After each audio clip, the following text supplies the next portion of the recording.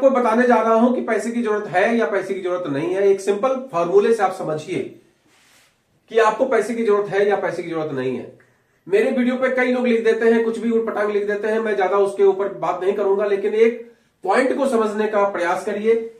आप सब लोगों ने ये देखा हुआ है, अभी भी मेरी जानकारी में कई लोग हैं जो इस पे चढ़े नहीं हैं।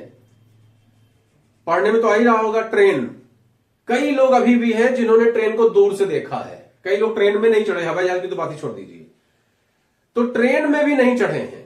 और कई लोग अगर ट्रेन में चढ़े हैं तो यही ट्रेन आपको सिखा देती है कि आपको पैसे कमाने की जरूरत है या पैसे कमाने की जरूरत नहीं है। अब ये ट्रेन कैसे सिखाती है, इसका एक छोटा सा आप समझने का प्रयास करिए कि मैं आपको, ये ट्रेन है मान लीजिए, ड्राइंग मेरी कोई बहुत अच्छी नहीं है, तो ये इसके बोगी है और ये इसका इंजन है। चलिए ये बन गया। अब इसमें आप जानते होंगे कि तमाम कैटेगरी होती है।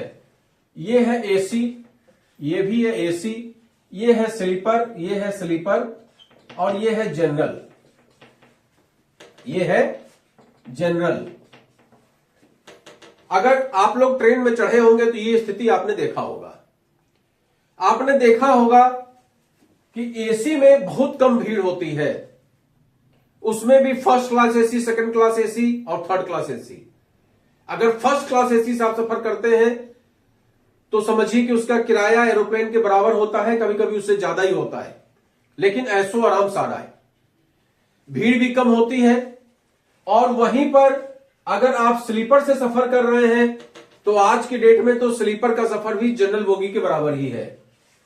और अगर जनरल बोगी में आप सफर कर रहे हैं तो ये जनरल बोगी का सफर जो है ये नरक के बराबर ही है,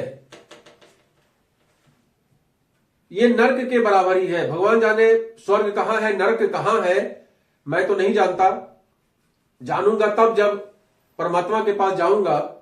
लेकिन इस दुनिया में आप देखिए तो नरक वही है जहां पे अंदर घुसने के लिए मारामारी है, अंदर घुसने के बाद गर्मी से मारामारी है, बैठने तक की जगह नहीं मिलती है। अगर आप कहीं गलती से घुस गए और आपको टॉयलेट भी जाना हो तो आप नहीं जा सकते। तब समझ में आता है कि पैसे का क्या इंपॉर्टेंस है। क्यों आपके पास इतने पैसे नहीं हैं कि आप कम से कम थर्ड क्लास एसी में ही रिजर्वेशन करा लेते? क्यों आपके पास पैसे नहीं है? आप देखिए उस पैसेंजर को जो एसी में बैठा हुआ है, अवलोकन करिए उस पैसेंजर का, आराम से मौसम से बेखबर। टीटी भी आता है तो बड़े रिगार्ड के साथ पूछता है, और जनरल बोगी में तो बेचारा टीटी भी हिम्मत नहीं करता घुसने का। तो ये ट्रेन का सफर ही हमें सिखा देता है कि हम किस कैटेगरी में हैं और हमें पैसे कमाने की जरूरत है या नहीं है। तो आप लोग भी जिस भी कैटेगरी के हों, बड़ी बड़ी बात करने से बेहतर है कि एक बार अपने आप को आंकिए कि आप जनरल के लायक हैं या स्लीपर के लायक हैं या एसी के लायक हैं, और तब तक इनकम करिए, तब तक इनकम करने के बारे में सोचिए जब तक कि आप एसी फर्स्ट क्लास में सफर करने के लिए तैयार ना हो जाए, जब तक आप फ्लाइट से चलने के लिए तैयार ना हो जाए, जब तक आपको वो किराया भी कम लगने लगे, तब तक आपको विचार करना चाहिए और प्लेटफॉर्म तलाशना चाहिए। आज डायरेक्ट सेलिंग के रूप में अच्छी कंपनियां आपके दरवाजे दस्तक दे रही हैं।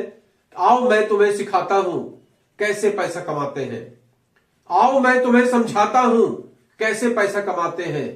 लेकिन हम आप उस दस्तक को सुनकर भी अनसुनी कर देते हैं और ऐसे अवसर का लाभ नहीं उठाते, ऐसे अवसर को हम लोग ठोकर मार देते हैं। तो सावधान हो जाइए और इस ट्रेन के सफर से सीखिए कि क्या आपको पैसे की जरूरत है या आपको पैसे की जरूरत नहीं है।